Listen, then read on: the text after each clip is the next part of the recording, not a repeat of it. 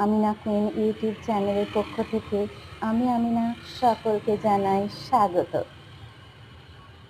আজ আপনারা দেখছেন একটি বেল ফুল গাছ, যাকে আমি বলে থাকি জীবন্ত ফুলদানি।